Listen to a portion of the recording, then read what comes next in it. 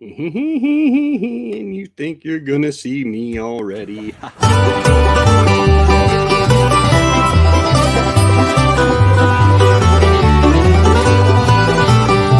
Grub Terra, my chicks dig it.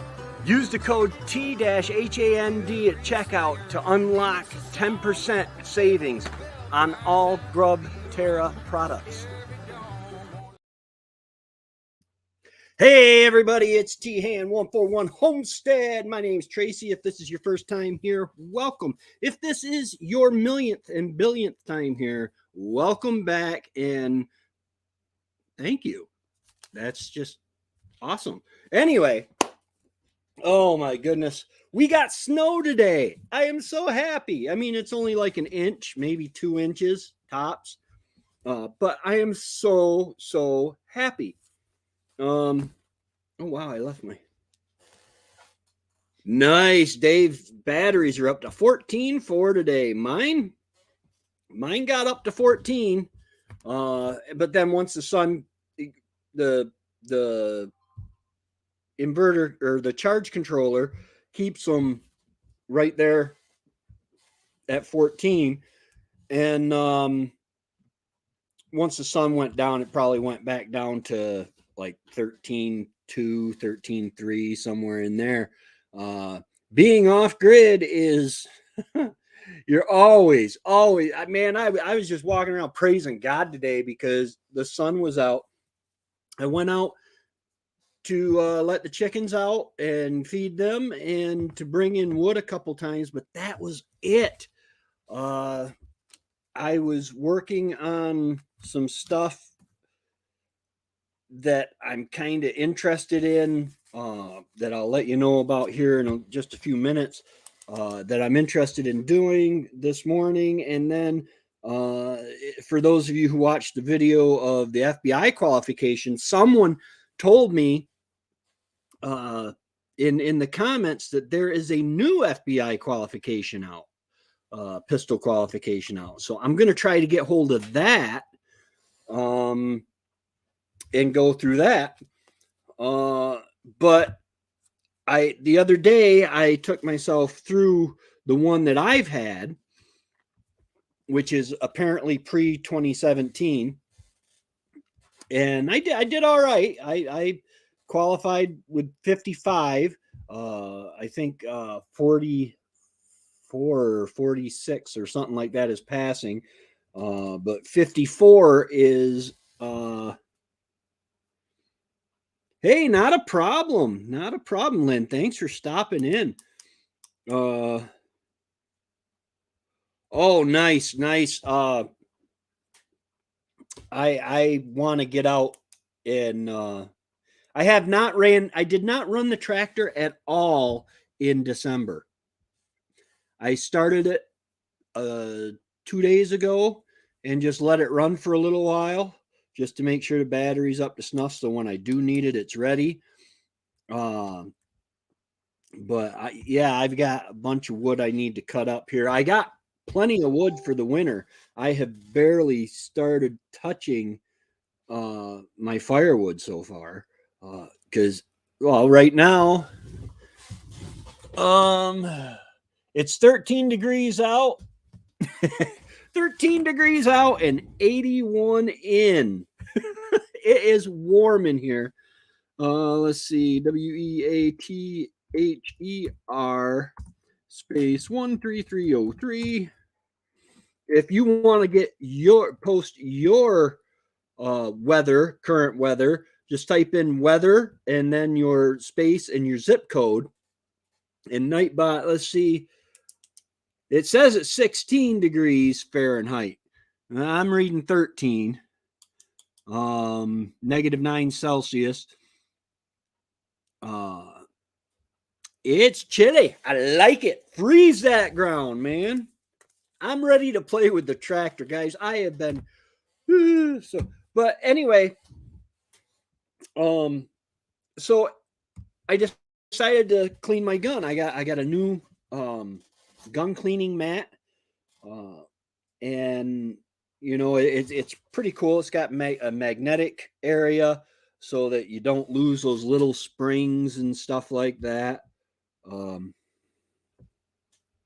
Hey, Remy, how's it going? And then I said, you know what? I've got everything out.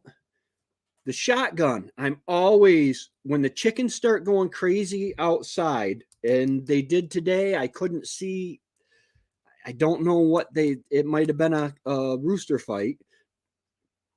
You don't bet on my roosters fighting. That would be bad. Very, very bad.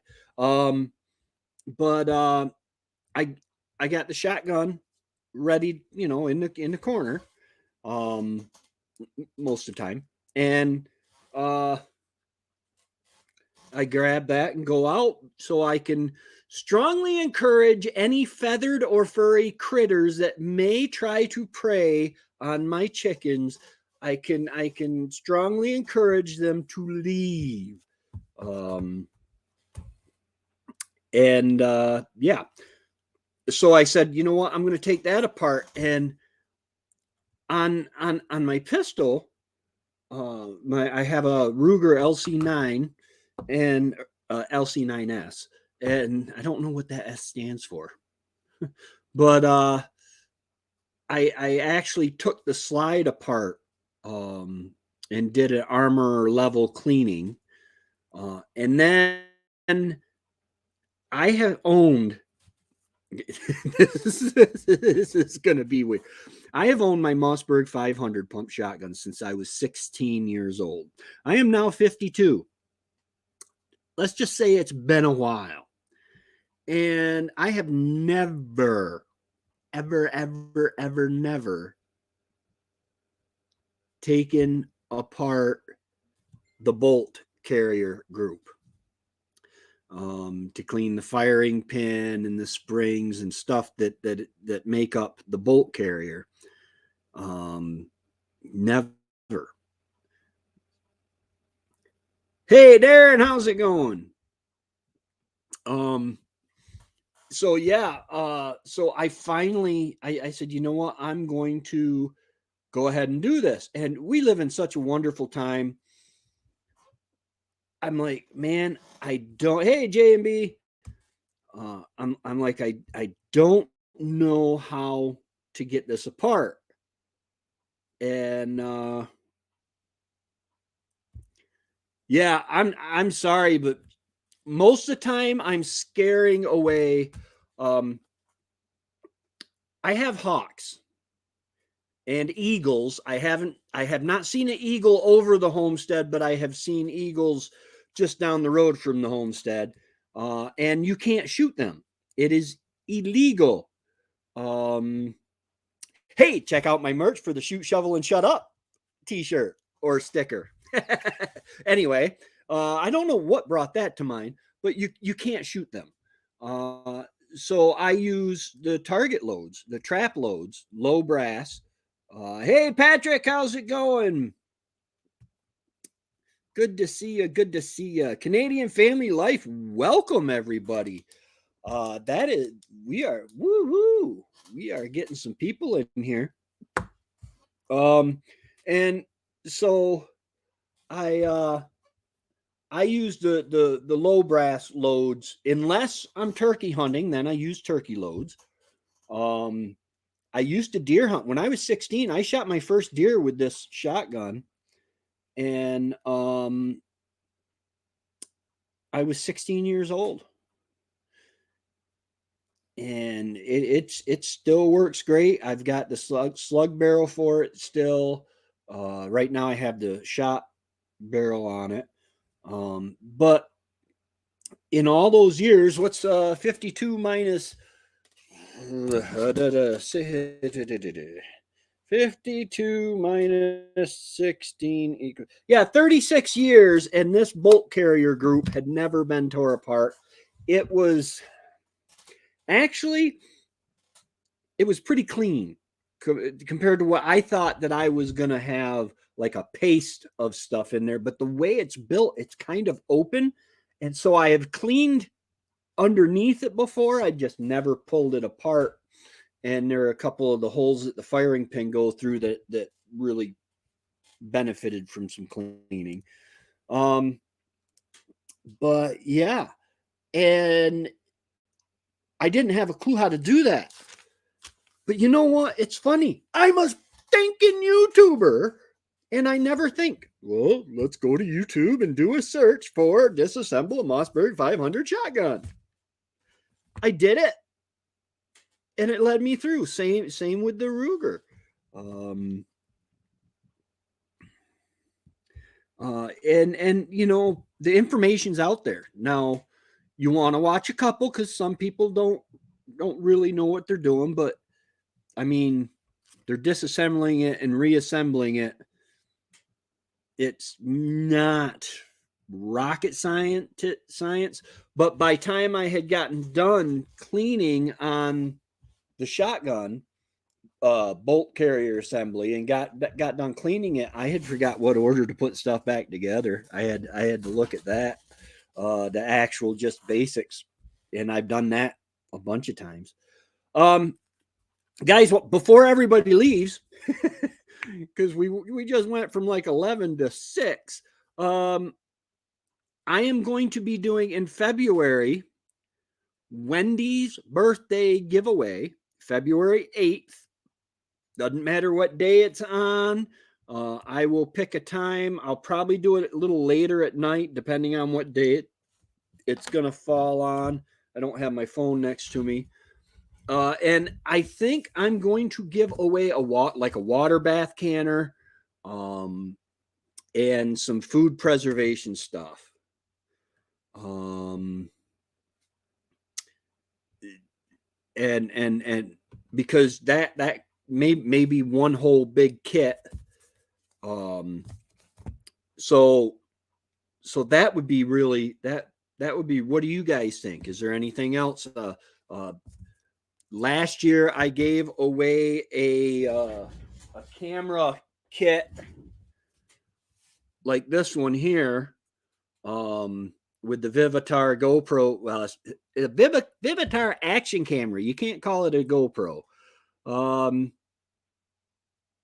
Woo! I'm tired now, Lynn, just thinking about running on the treadmill. Tired me right out. But I gave one of these away. It was about $50.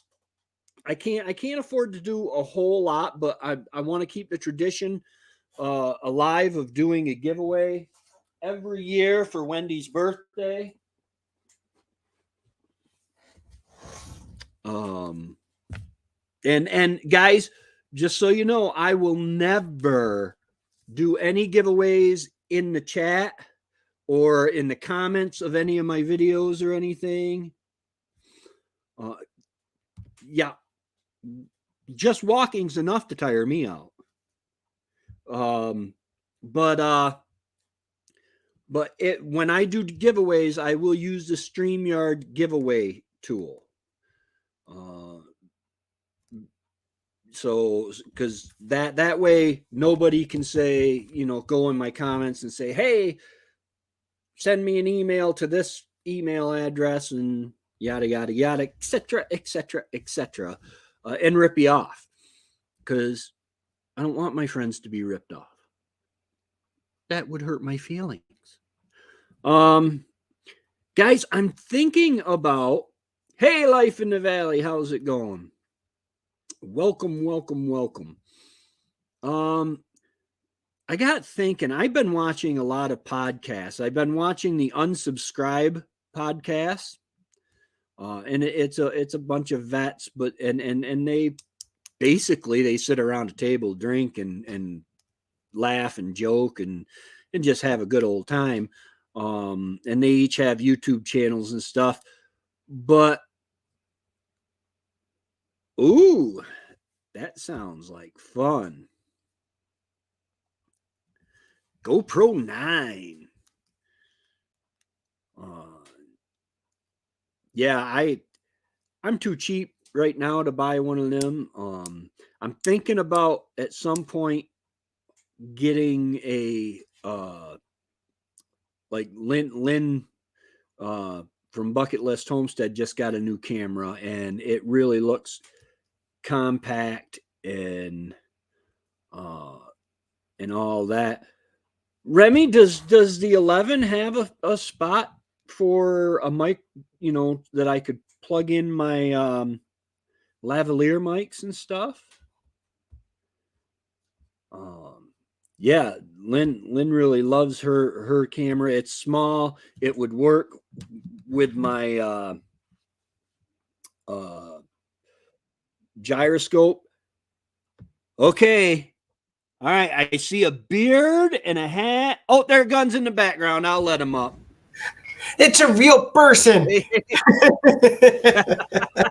Well, it was a real person that got me that one time. Oh. It was. You weren't here. You didn't see that? Yeah. Oh. Yeah. Oh, yeah. That was horrible. Yeah, it's happened on a few people's, and it's brutal when it does. Yeah, it is. Yeah. Just insane.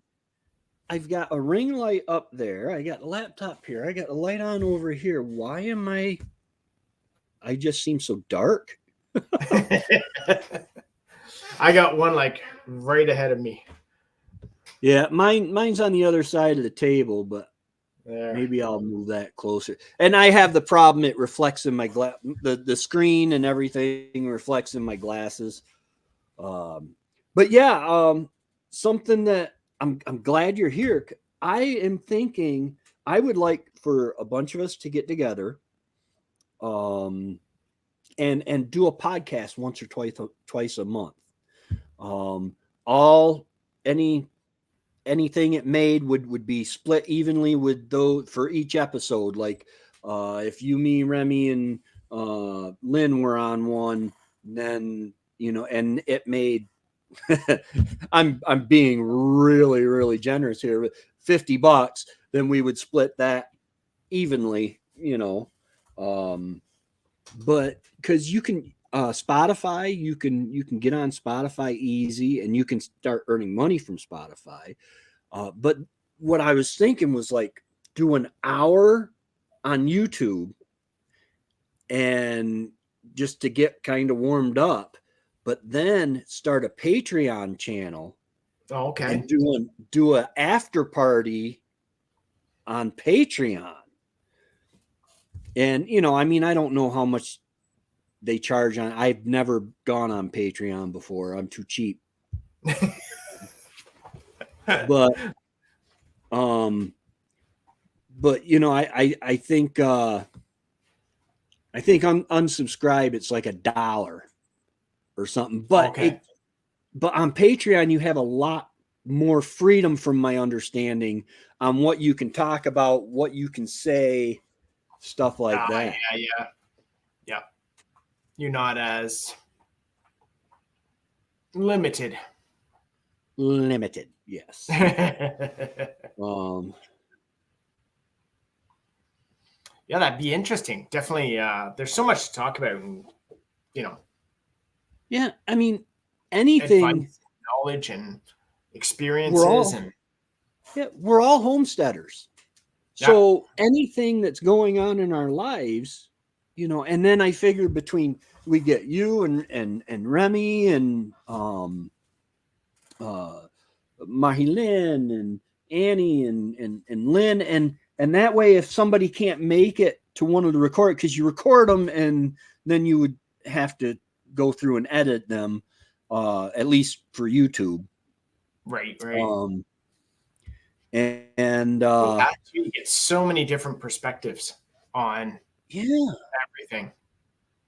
Yeah, I mean, just to be able to sit around, have fun, and my goodness, that is dark.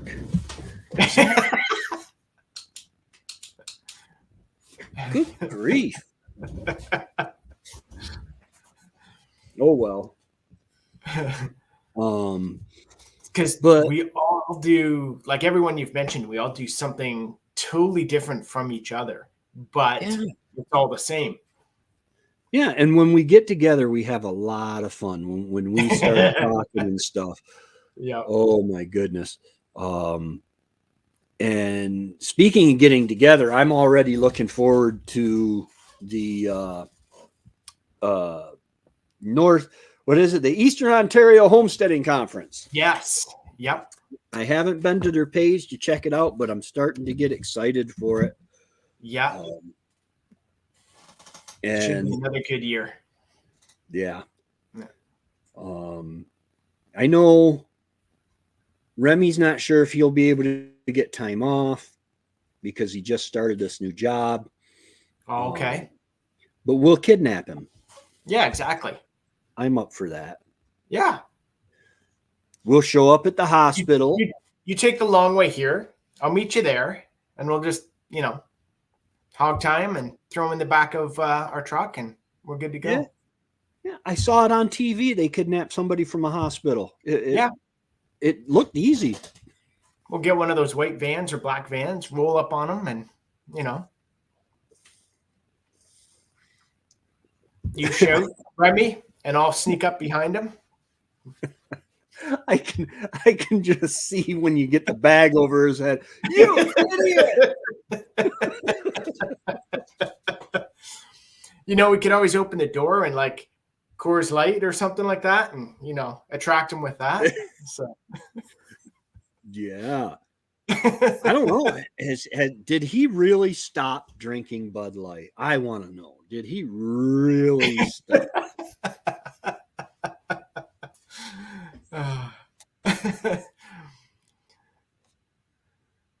It doesn't matter either way, Remy. We love you. Absolutely.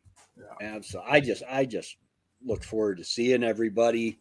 Oh yeah. It's so much fun that I was really nervous that was the first place that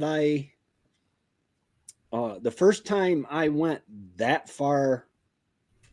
Well, no, because I went to West Virginia. But in West Virginia, there are defensive tools available in just about every house. In Canada, I'm like, well, at least I ain't got to worry about anybody, robbing me at pew pew point. No, unless you go to Toronto or. That's I avoid cities at all costs. It is, dude, some of the stuff they're doing, and it's the cities. I mean, there are people. There was somebody, I forget who it was. Well, yes, Remy, I'll buy you a free beer. You show up, I'll take care of the beer for your weekend, and I don't even drink. Look at that, and you get to go fishing. Life in the Valley will take you fishing. Free beer, fishing, see all of us. Oh yeah. Heck, we'll even see if we can find a moose for you to pet. Might be a stuffed teddy bear size one, but Yep.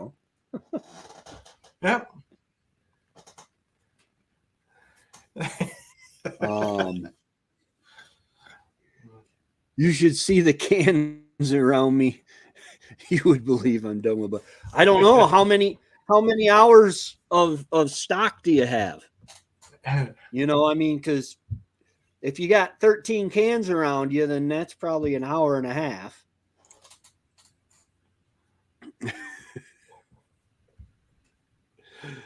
Oh God. But yeah, I would like to. It would be really cool to be able to do a podcast where we could all get together and sit around a table and shoot the podcast. But we have the StreamYard. You can record those. You can download those. That's true. Yeah. You can edit them once you download them, and it would just be awesome. Because we have a lot of fun. Oh, exactly. Oh my goodness. I was watching a meme review by, what is his name? Justin Herrera? I don't know. He got mad because he lives in Texas, and his Republican congressman that ran on Second Amendment rights, voted with Biden on a bunch of stuff. So he says, you know what, I'm running against him, and he just might make it. But he's a YouTuber. It was funny because on their Veterans Day podcast, you got vets. He's not a vet, but he hangs out with a bunch of vets, and one of them had one Purple Heart, and another one had like two Purple Hearts, and the one whose house they were at, the studio is at, took one of the Purple Hearts and tried to pin on him. He's like, no, no stolen valor, no. And it was so funny because today I was actually out with the cows and walking around, and I stepped in a whole bunch of political promises out there. Did you? Yeah. I noticed in one of your pictures you were sitting down talking with one of the cows or bull. I'm not sure which. I couldn't see that far, but and there was a big plop of it, and you were wearing low shoes. Yeah, it happens. It happens. The worst is when I actually go out and I'm in my bare feet and not paying attention, and I step in some. Yeah. I can't walk in bare feet. Cow's easy. If it was dog or something like that, I'd be like, bleh, bleh, bleh. Yeah. I see one of my cats coming out of the generator side of the woodshed the other day. I'm like, you better not. And if you do, you better bury it deep, because if I'm getting one of them. It started getting cold last night, but he started meowing around 4:30 in the morning to go out. And I told him to knock it off and use the litter box. And he didn't listen. He just kept meowing. So I let him out. I let him out, shut the door, and went back to sleep.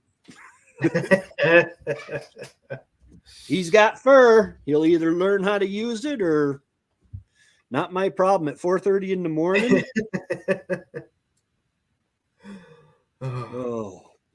But let's see. So we finally got a little bit of snow. So hopefully I'll be able to get the tractor going and start cutting on some wood, because I can't drive over there at all unless the ground is frozen. We got, I want to say it was like 2 inches overnight last night. And all I did is go out and plow the end of the driveway. I'm like, didn't even bother doing the driveway at all. I'm like, I'll pack it down and cover up all the rocks and all that sort of stuff, make sure it freezes so I'm not digging up mud again. Yeah. I'm gonna have to go out. I'm watching my email. I ordered some stuff online that we're not allowed to talk about on YouTube.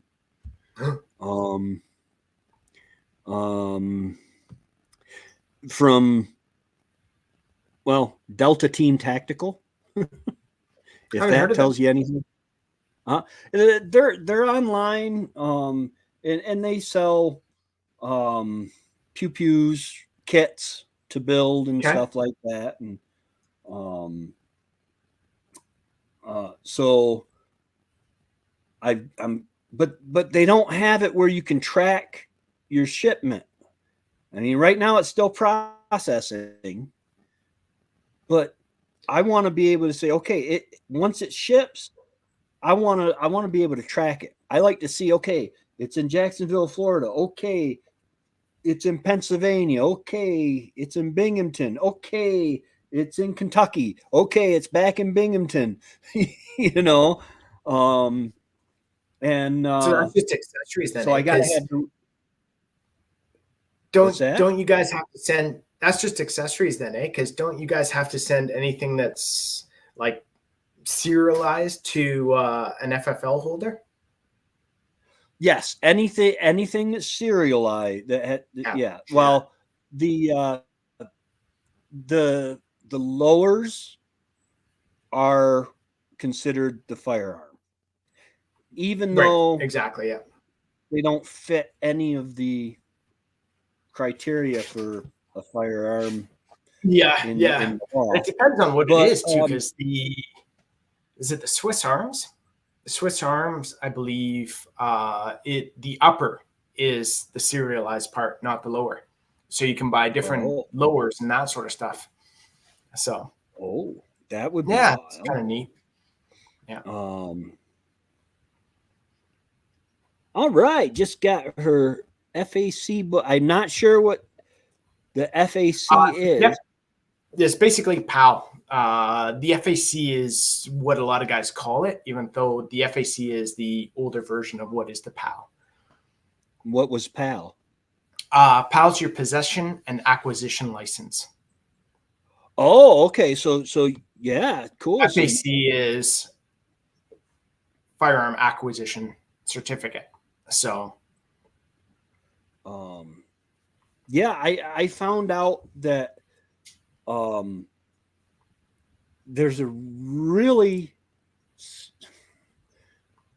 it's really cool the way the law works. New York is run by the cities. Okay. And if you live in a city or New York City, I do have a follower that lives off grid in Brooklyn. Okay. And I'm not, but a lot of the people in the cities don't have common sense that the God gave a turtle.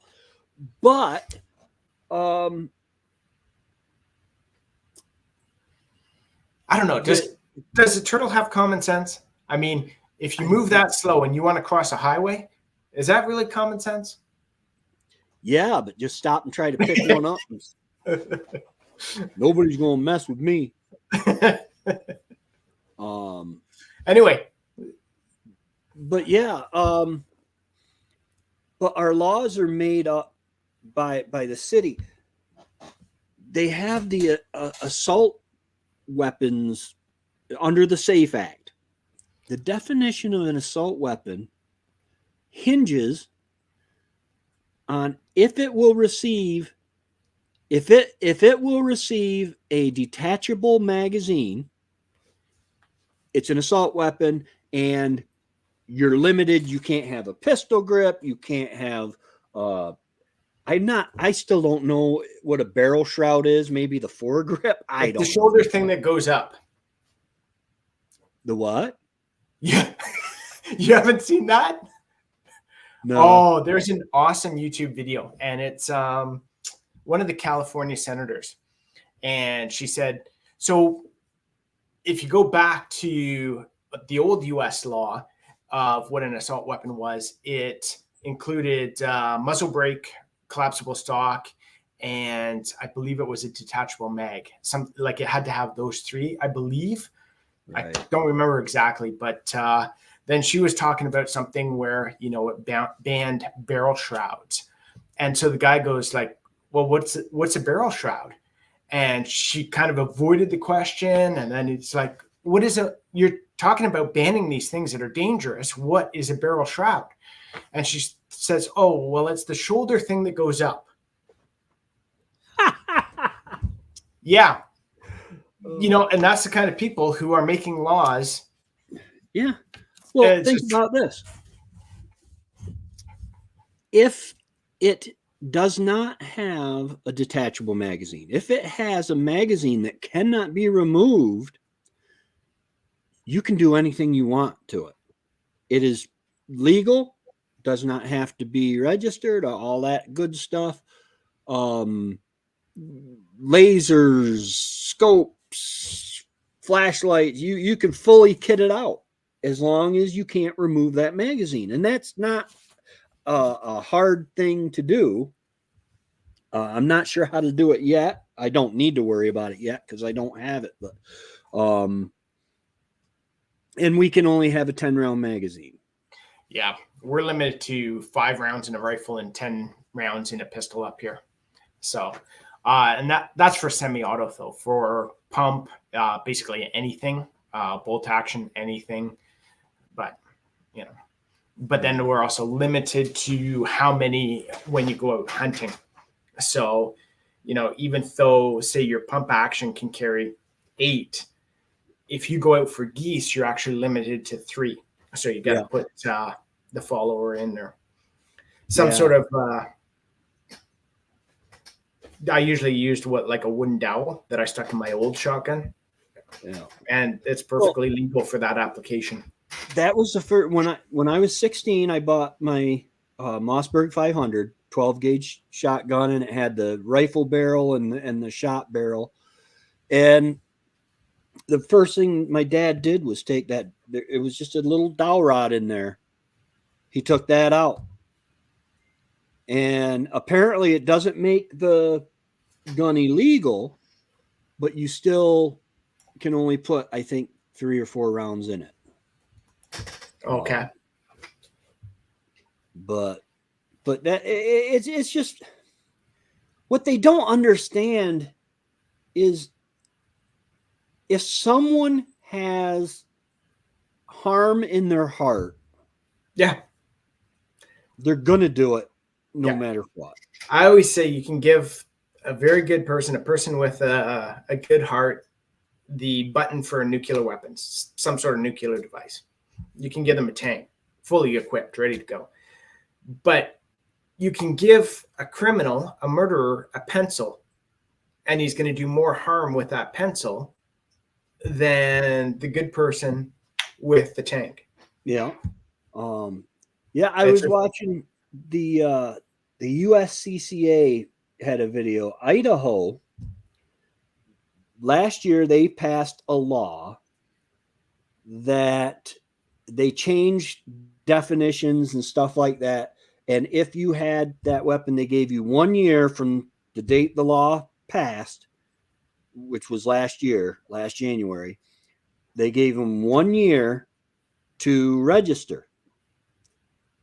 Well, they did the math, and in that state, you have to have a card saying that you can, like your PAL, I think you called it, or whatever, in order to own a firearm, which is way against the Second Amendment. But anyway, and there are like 8.5 million of those cards out there, and they had 15,000 in 1 year. They had 15,000 people comply. That means there's over 8 million pew-pews out there that people just said, I'm not complying. I'm just not going to do it. No.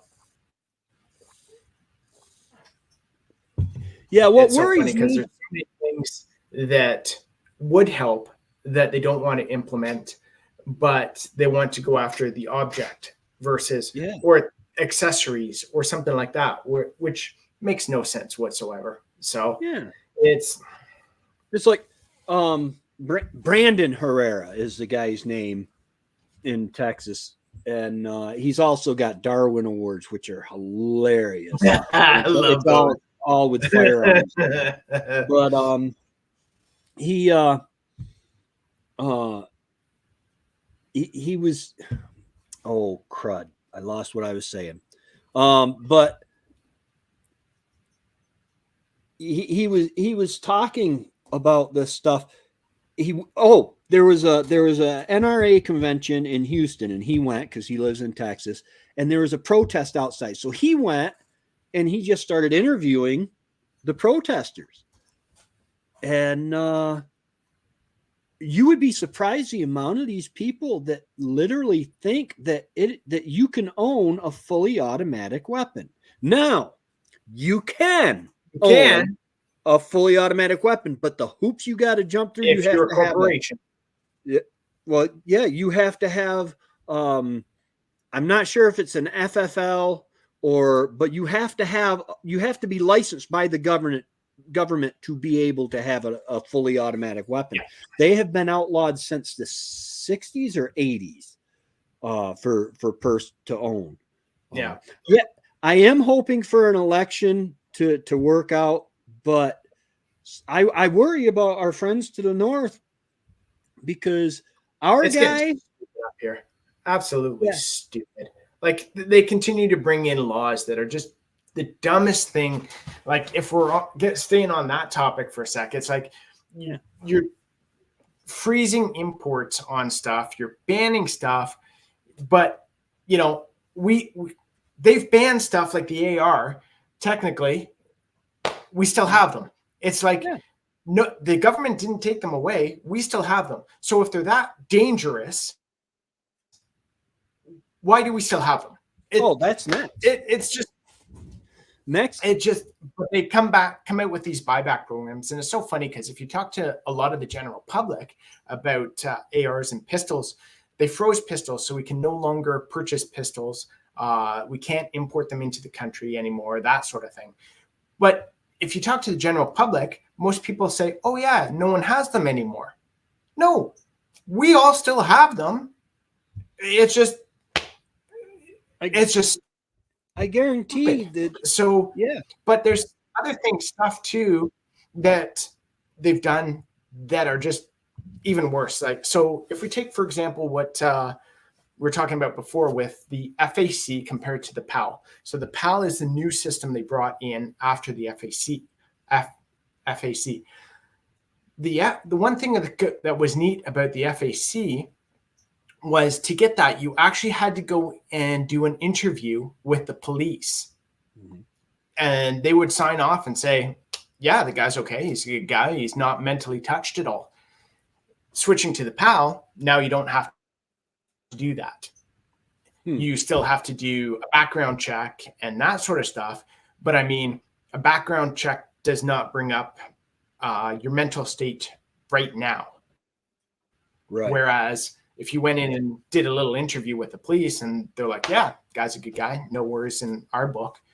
So there's so many things in that regard, but also one of the things that we've seen in the US. So I've talked to tons of guys in the US, and there's a lot of people for different laws that would actually help prevent crime in some regard.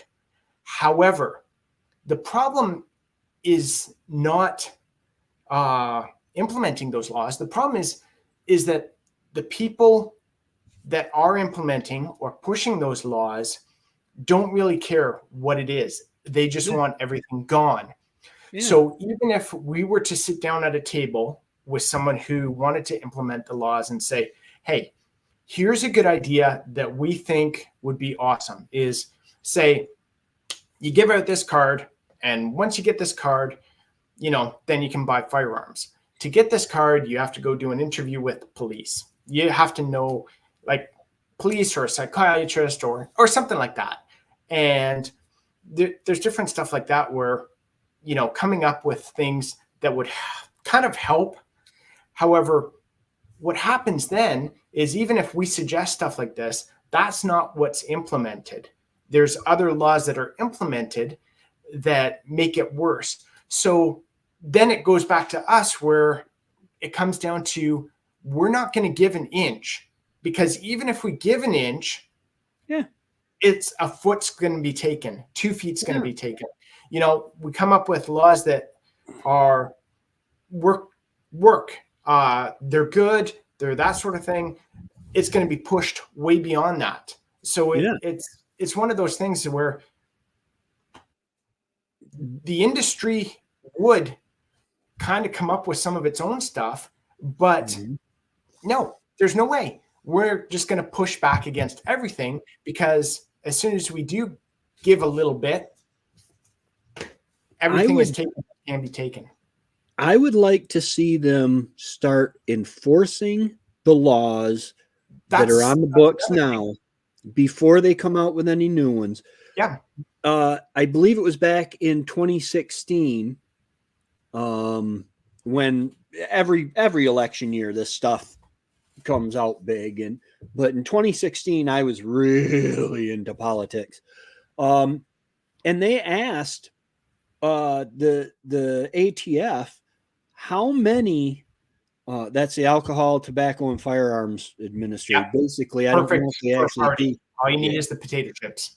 Yeah, and they said, okay, we have the stats that there were, I want to say 100,000 declined FFL background checks. Right. And out of that 100,000, like 70 some percent of them were declined because false information. How many of those people that put false information on their FFL did you prosecute? They didn't prosecute any. 0. How many of them did you investigate? They didn't investigate any. So if you're going to have a law, that's something that would actually help. Hey, this guy he's a felon. He is not allowed at this moment. He's not allowed to have a firearm. Well, look at what's his name? Biden, the son. Yeah. No charges for him having a firearm. No charges for him for anything. Totally and different he threw it away. But, I mean, if you're not going to enforce those laws, why do you expect other people to follow the laws too? Like the thing is the criminals are going to have these things. Yeah. Okay. Yeah. And law-abiding citizens, I do my best to obey the law.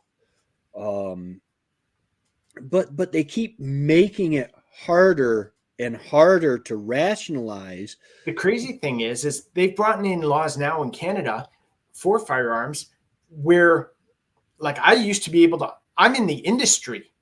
Yeah. And I knew the laws, right? I don't even understand the new ones that they've just brought in. And that's crazy for someone who is not in industry. How are they supposed to know what's good, what's not good? Like the one that they just brought in was replica firearms. So something that is not actually a firearm, but a replica firearm is now prohibited. And that includes anything that will fire a projectile from 350 feet per second up to 500 feet per second. Because anything over 500 feet per second is considered an actual firearm. So in that 350 to 500, you have airsoft guns, you have air guns, pellet guns, BB guns, you have paintball guns, you have all of these items, and they just brought in that new legislation. Well, they didn't define what is a replica. So does it have to look exactly like a firearm, or does it have to have a barrel, a stock, and a trigger? Does it have to, like, there's no definition. They didn't bring out a list that says this one, this one, this one, this one we consider replicas. These ones, no, they're not replica. Like it's so there are what we're finding who have pellet guns in their backyard that now might be criminals. Yeah, and we're finding that the ATF, they're making these laws very, very vague so that the whatever agency is responsible for enforcing them has so much discretion. Yeah. They can charge you, take it away, destroy the stuff while you go to jail and then have to fight it in court. Oh, find out you're innocent 5 years later, but your stuff's already gone. You've already had to go through the whole process. So, yeah. I was watching the video the other day. There's literally a black powder firearm, pistol, revolver. And it is, you can get the replica. You can have it sent right to your house. It's black powder. It's not controlled. Then you can go online and you can buy an adapter. It's a new cylinder that holds the cowboy load 45s. Okay, yeah. But it's got a backer to it so that your black powder primer striker, your hammer that would normally strike a primer, will actually strike a little firing pin. Yeah. And you can have that delivered to your house. Neither one of them are controlled. And I don't know what the legalities are, but so basically you're getting two pieces that that will make a pretty deadly firearm. I mean, back in the days, they tried changing the speed limit in my street. It was 60, and they brought it down to 50. The only ones following the rule are ones that were already going. Yeah. Yeah. I had the funniest story where I used to live in a little town, and it was almost like a retirement town. So there's so many old people there, and there was actually this one place called I think it was Brighton on the Beach or something like that. But in that area, you had to be old. Like, it was just like, if you're over, I think it was over 65, then they allow you to purchase or rent or lease or whatever in that subdivision. They had strict rules on when kids could come in or couldn't come in, that sort of thing. And going through there was almost a shortcut to the other side of town. So you could go down the one big street and then go around by the lake and then come back up, or you could cut through Brighton on the Bay. So they had nonstop complaints at one point of people speeding through here. And there would be old people out on the front lawns with pots and pans, trying to get people to slow down, like just so the police. So it finally got to the point where this was getting out of hand. So the police decided they're going to set up radar there for I think it was 2 weeks or something. It was hilarious because it's the article in the newspaper that, came out after this, it was all done. And they said, here's what the police did. So the OPP set up a speed trap there for weeks on end. What they found is no one was speeding whatsoever. It was just the old people thinking all the cars were going fast because it was too fast for the old people. So they were all in there with pots and pans, and the guy's probably going 45 and a 50 or something like that, or 35 and 40, and they're freaking out. And the cops are like, we didn't have anyone break the speed limit whatsoever.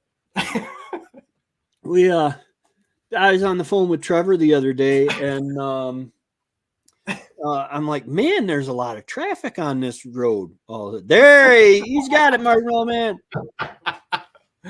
No red cape, though. We'll have to get you one. No.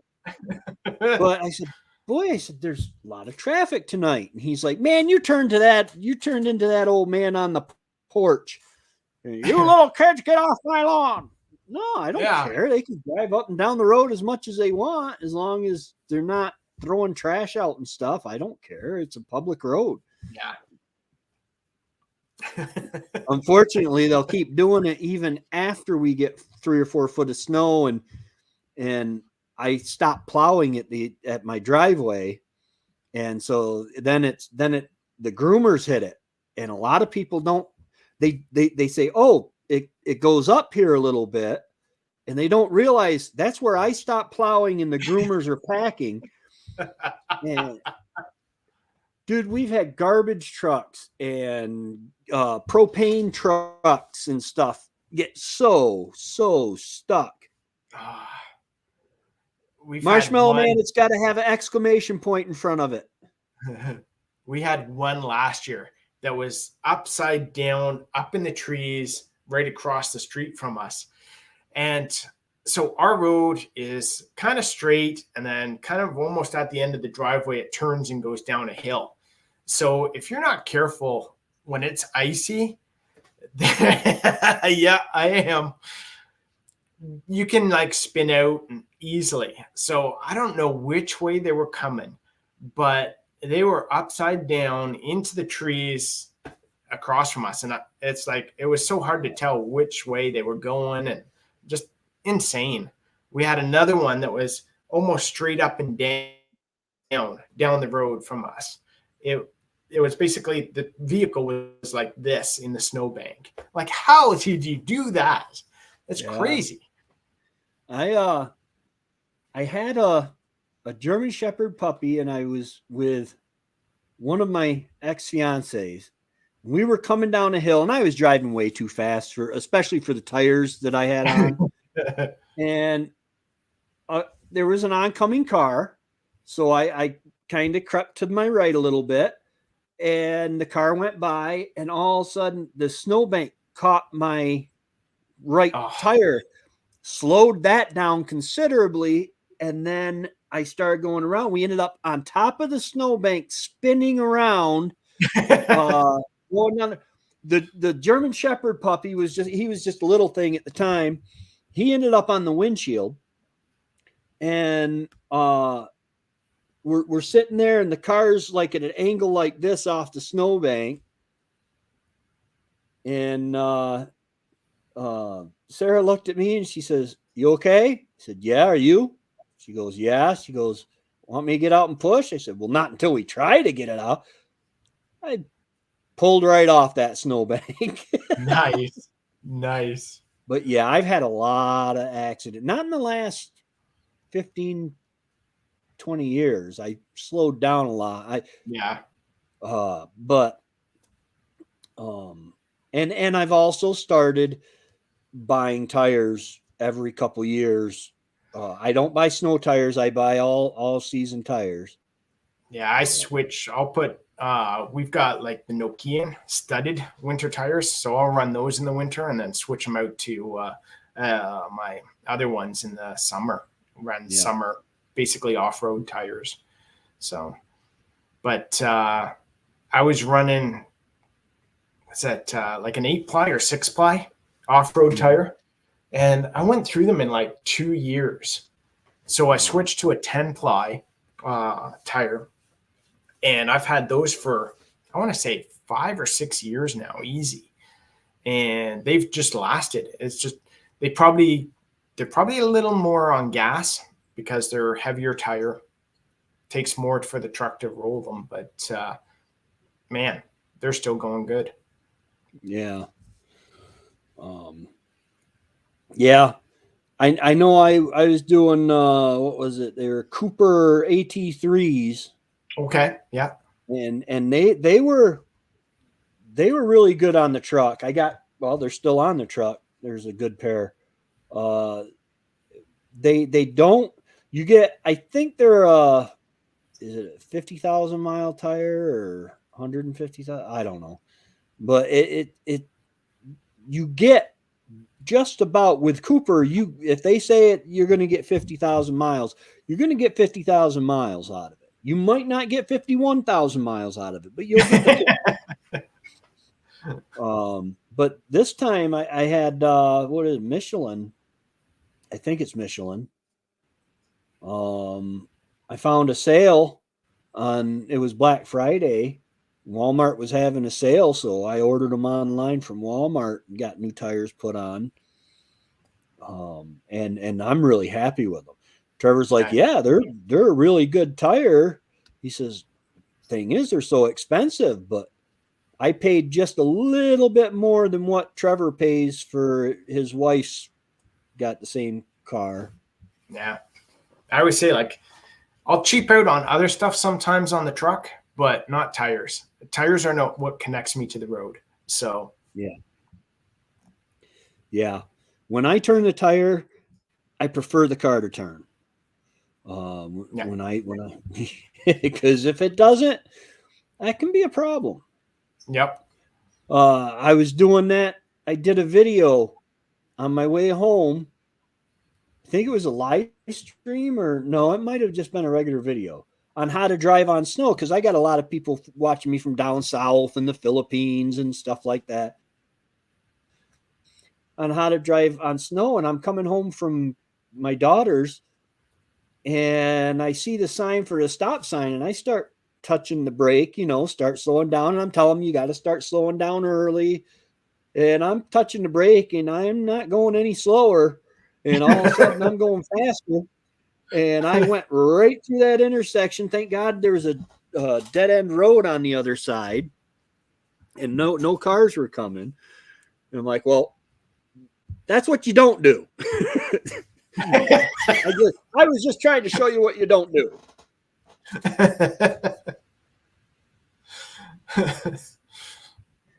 Yeah, in a truck, you need to have some weight in the back. Yeah. hopefully I found out, I found a way I can, okay, long story, and I'll make it as short as I can. Wendy got sick. We needed a car. We have a guy at the office. I love him dearly, but every time he's like, "So this will be a quick story." So it's not. It goes on for hours. So you know how you say that to make a long story short? Yeah. Every time he starts talking, to make a short story long.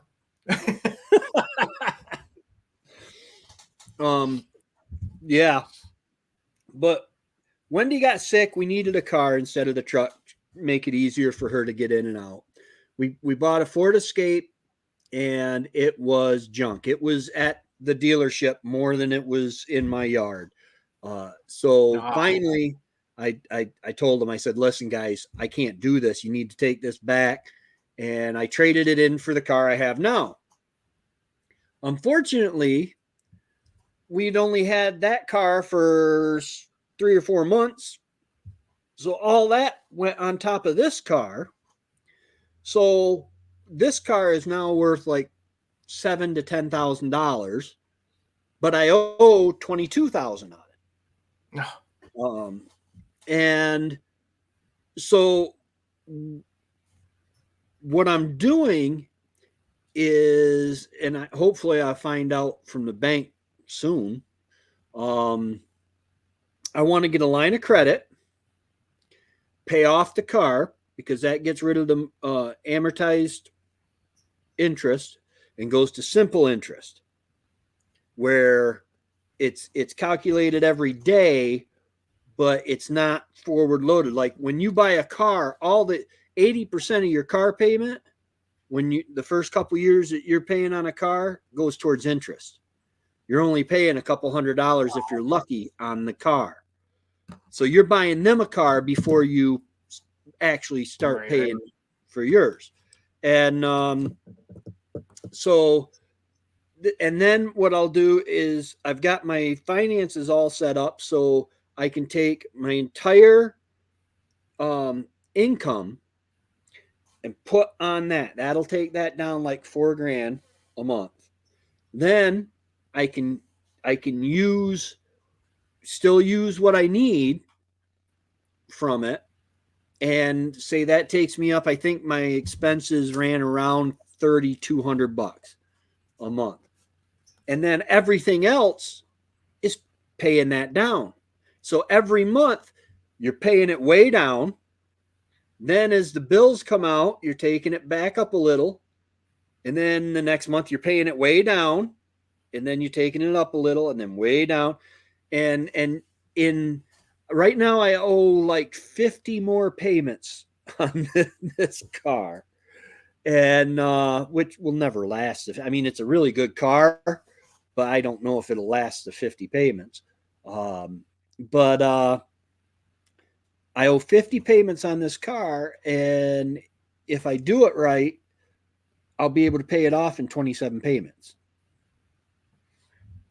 And then, but I don't have to pay it off, because what I'd like to do is, once I get it down where I owe less or equal to the trade-in value, I'll trade it in and get me a truck, and I'll use that line of credit to put a huge chunk on it that will lower my the loan I have to get for the truck. It'll which will lower my interest rates and all that, and I'll just keep going at it from there.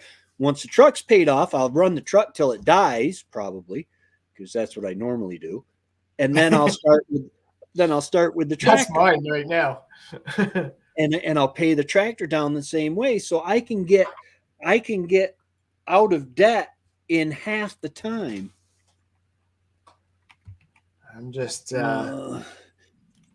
Kia Sportage, returned it, got a CRV list. It was a Kia SUV too, and it's garbage. Yeah, sometimes, man, you get a lemon. That's all there is to it. Like I said, this Ford Escape does great. The last one we had, always in the thing. Right now, my GMC Sierra has 340,000 kilometers on it.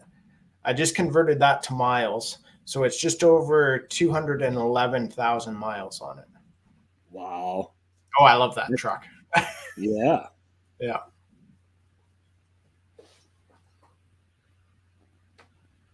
Wow.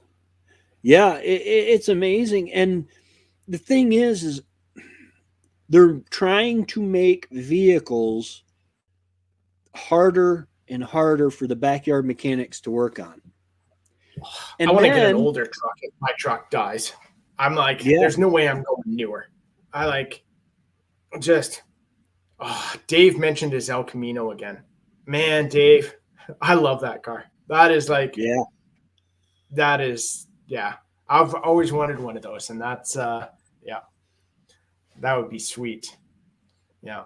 But yeah, all the new stuff is like, it yells at you, it fights you while you're trying to drive. It just, like, I've yeah, had some rentals from work, and I've had to drive like back to Ontario, and it's a 6-hour drive, and I'm exhausted at the end of that drive because the car is fighting me. Like, it'll push you back in the lane, it'll yeah. beep at you, it'll, you're driving with the cruise control on, then it'll slow you down if you get too close to the car in front of you, and then it changes your speed, and it's like, And, I'm exhausted just trying to fight the car to get to my location. I'm like, yeah. can I have my truck? Because I can just sit there and just cruise. It I doesn't don't. fight me. It I told the stays guy straight on the road. when we got this car, I told the guy I don't want anything that has gears hooked to the steering linkage or a computer hooked to the steering linkage. And he, so it can keep me in lane and stuff. And he's like, why? I said, because I've seen way, way, way too many conspiracy movies and people steering off the road and losing total, cars can be hacked just like anything. I had an expedition there for 3 weeks back in December for work, driving around clients and all that. And it was crazy because I had it on cruise control, and I'm on the highway, which is 100 kilometers an hour. And I don't know whether the truck got confused with another road that was beside it or something. But all of a sudden, I'm cruising at like, I want to say I was 115, 118 on cruise control. All of a sudden, it just slows down almost instantly and takes me back to 65 kilometers an hour. So I'm in the fast lane of the highway, and all of a sudden, this thing, boom, slows down to 65 in the fast lane. I'm like, what the hell is going on? And it took me a minute to figure out that the cruise control adjusted speed, because I've never had a car do that before. And it was like, people are honking at me and that sort of stuff. I'm like, if I had my truck, that wouldn't have happened. I was like, that's just crazy. And the fact that, again, it can be shut down by someone on a computer somewhere. Yeah. Yeah, I don't know. Maybe I'm a control freak. Maybe I'm a conspiracy theorist, but a lot of the conspiracies that I've touted in the last 3 or 4 years have been vindicated. Yeah. Yeah, crank windows.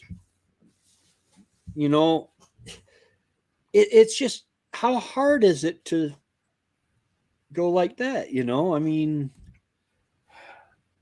yeah. I do like my remote windows, but I would prefer crank in lots of other situations. Like, if you get in an accident, go off the road, go into water, that sort of stuff, crank, please. Yeah.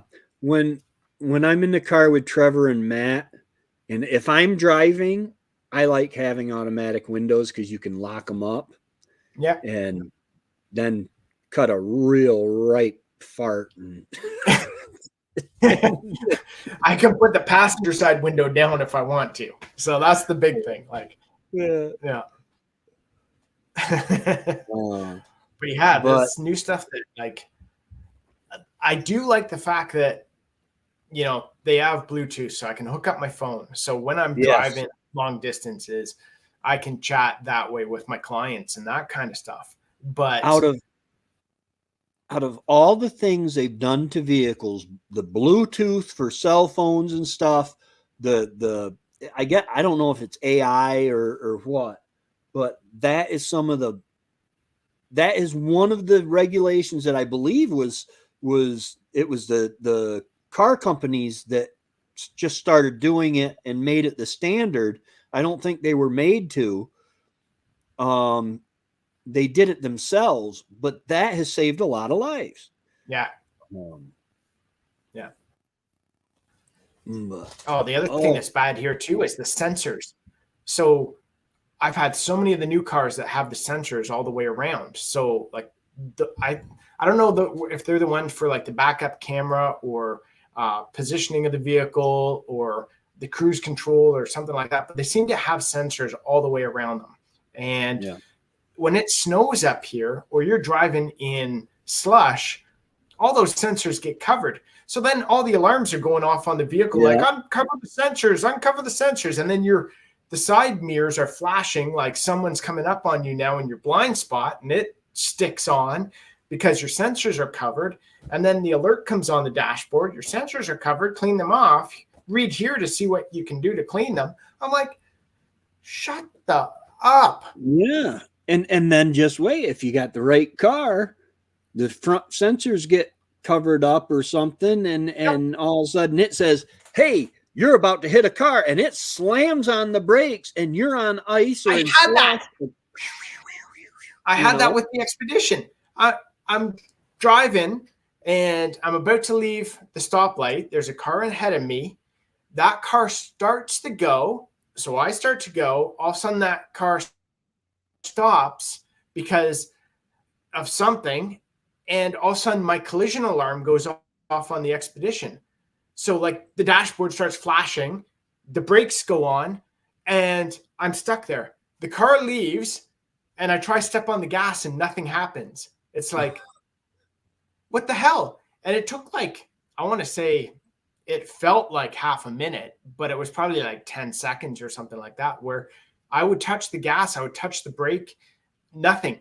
The car would not move, and the flasher on the dashboard was going off. Collision. I'm like, what the hell is this? Yeah. It's not hard for a car to be smarter than me. They don't need any help. And I was already on the brakes. So if anyone says it saved you from the accident, no, I was already on the brakes. That's but the if thing. you were on slippery roads, it might have caused the problem. It might have.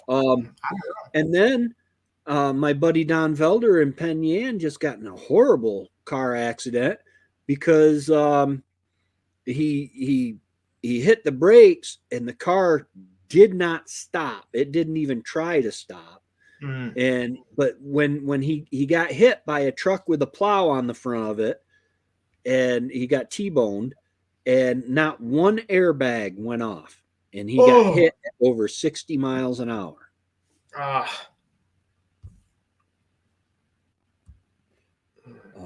It's just amazing. And so I guess there's probably going to be a lawsuit over that, because that is required by federal law, is to have airbags that work. Crazy. Oh, yeah, another present somebody got me at church for Christmas. It's a little electric light. Oh, look. Oh, will it weld you? Oh no, I thought it was like that Men in Black thing where you're gonna erase my memory. Oh no.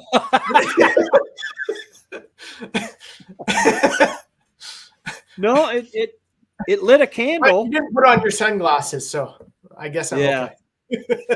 Oh, that's all right. I probably, if I had one of those, I probably flash myself every time I go lift it or something. Anyway, I'm gonna jump off. I'm actually gonna do a live tonight, so at 8:00. Nice. So yeah, I'm gonna. At 8? Okay, well, I'll go ahead and get off so I can get something to eat too, and then I'll see you on your live 8 p.m. Eastern, right?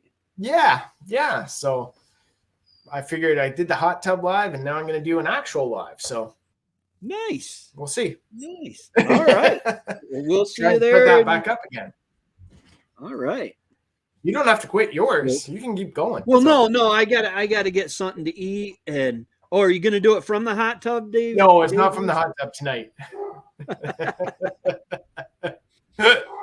No, it's too dark anyway. So yeah. Anyway, it was good chatting with you. And if you come over to the live, I'll see you there. All right, we'll see you there. Hey guys, thanks a lot for stopping in. Yeah, night, guys. Thanks a lot for stopping in, guys. I'm gonna go ahead and get off here. Darren at Thorhaven Farm will be on at 8 p.m. Eastern. So you don't want to miss that. I will see you there. Y'all have a great day and God bless.